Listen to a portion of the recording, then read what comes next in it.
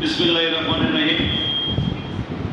ঈদে মিলাদুন নবী সাল্লাল্লাহু আলাইহি ওয়াসাল্লাম উপলক্ষে আয়োজিত আজকের অনুষ্ঠানে সম্মানিত দক্ষ সুযোগ্য আমার সহকর্মীবৃন্দ, ছাত্রছাত্রীরা, আসসালামু আলাইকুম ওয়া রাহমাতুল্লাহ। ওয়ালাইকুম আসসালাম ওয়া রাহমাতুল্লাহি ওয়া বারাকাতুহু। ঈদ মিলাদুন নবী সাল্লাল্লাহু আলাইহি ওয়াসাল্লাম। ঈদ অর্থ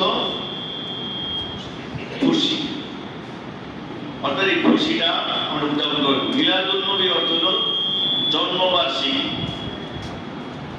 শুধু মিলাদ অর্থ হল জন্ম, অর্থাৎ হযরত রাসূলুল্লাহ ইসলামের জন্ম বার্ষিকী উদযাপন করা হলো ঈদে মিলাদুন নবী।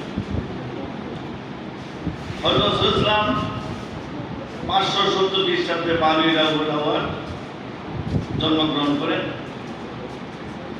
এবং ওই দিনটা ছিল একটা বিশেষ দিন এবং মক্কাবাসী যারা জ্ঞানীগুণী ছিলেন তারা অবলোকন করেছিলেন যে আজকের দিনটা কিছু একটা কারণে স্মরণীয় হয়ে থাকবে। পরবর্তীতে তাদের এই চিন্তাধারা বাস্তবে রূপ ধারণ করেছে। অন্যদিকে 630 খ্রিস্টাব্দে 12 রাবিউল আউয়াল হযরত ইসলাম ইন্তেকাল করেন। এখন এই ঈদে মিলাদুন নবী নিয়ে বাংলাদেশে একটা বিতর্ক আছে। কেউ বলতেছে ঈদে মিলাদুন নবী বলতে কিছু নেই, কেউ বলছে যে নবী পৃথিবীতে না আসলে আল্লাহ পৃথিবী সৃষ্টি করতেন না, সুতরাং তাকে নিয়ে যদি আমরা একটু আলোচনা করি দোষের কিছু নেই। যাই হোক, আলোচনা সমালোচনা যাই হোক, আমরা এইটুকু বুঝি যে হযরত রাসূলুল্লাহ ইসলাম আল্লাহর প্রেরিত বান্দা, নবী ও রাসূল এবং ওনার উপরে পবিত্র কোরআন নাযিল হয়েছে। সেই হিসেবে উনি আমাদের আখিরাতের সুপারিশ হিসেবে থাকবেন। যেহেতু সুতরাং ওনাকে নিয়ে যদি আমরা মিলাদ করি, ওনাকে নিয়ে যদি আমরা আলোচনা করি, ওনার আদর্শগুলো নিয়ে যদি আমরা সবার পরস্পরের বসে আলাপ আলোচনা করি, এতে আমার কাছে মনে হয় দোষের কিছু নেই। এর গুরুত্ব হযরত রাসূলকে স্মরণ করা, জীবন চরিত্র ও শিক্ষা সম্পর্কে জনসাধারণকে জানানো, সমাজে ভ্রাতৃত্ব, ন্যায়, দয়া ও শান্তি প্রতিষ্ঠার বার্তা প্রদান করা।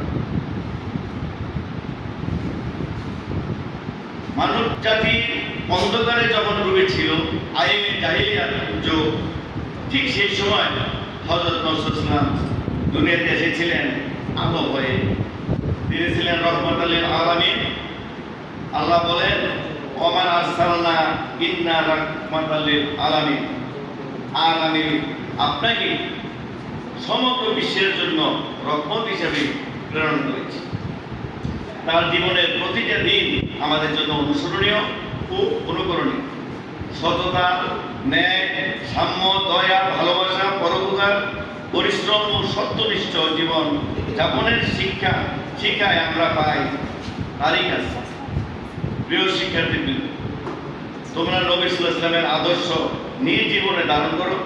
তার শিক্ষা কেবল ইবাদতে সীমাবদ্ধ নয়, বরং জীবনের প্রতিটি ক্ষেত্রে শিক্ষা, কর্ম, পরিবার, সমাজ, রাষ্ট্র পরিচালনায় তিনি আমাদের যে নির্দেশ দিয়েছেন, আমরা যদি তার পথ অনুসরণ করি তবে দুনিয়া ও আখিরাতে সফলতা অর্জন করতে পারবো ইনশাআল্লাহ।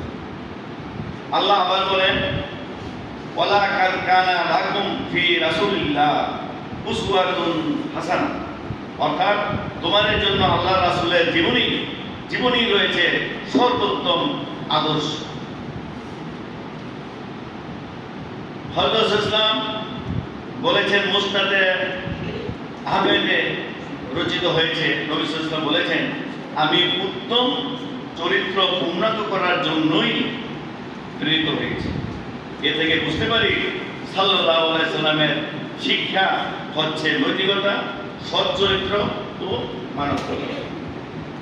আজকের শিক্ষা সততা বজায় রাখা, সত্য কথা বলা, শিক্ষাকে ভালোবাসা, পরিশ্রমী হওয়া, সমাজ ও দেশের কল্যাণে নিজেকে নিয়োজিত রাখা। হযরত ইসলাম আবারও বলেছেন, সহিহ বুখারী শরীফে আছে, তোমাদের মধ্যে সেই উত্তম যে অন্যের নিকট উত্তম। সুতরাং আমরা হযরত ইসলামের জীবন এবং তার চরিত্র, তার সারা জীবনের মেহনত হিসাব নিকাশ করে এবং চর্চা করে আমরা পাই হযরত ইসলামের জীবন প্রতিটি মুসলমানের জন্য অনুসরণ। যে আল্লাহ ও আখিরাতের প্রতি বিশ্বাস রাখে তার জন্য ইসলামের আদর্শই হলো সত্যিকারের পথ। আল্লাহকে বেশি বেশি স্মরণ করা একজন মুসলিমের জন্য অপরিহার্য বৈশিষ্ট্য। আমরা হযরত ইসলামের আদর্শ পক্ষে ধারণ করে আমরা নিজের পারিবারিক জীবন, নিজের চলার পথ, সামাজিক অবস্থা এবং রাষ্ট্র ব্যবস্থা পরিবর্তন করব এবং সেই লক্ষ্যে কাজ করব। এই কাজকে শিক্ষা। সকলকে ধন্যবাদ।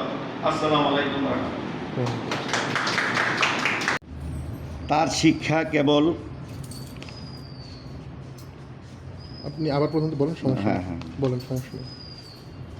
তার শিক্ষা কেবল ইবাদতে সীমাবদ্ধ নয়, বরং জীবনের প্রতিটি ক্ষেত্রে শিক্ষা, কর্ম, পরিবার, সমাজ ও রাষ্ট্র পরিচালনায় তিনি আমাদের গ্যাপ নিয়ে বলেন, সমস্যা নেই। সারছে তো একটু ভাই, একটু করে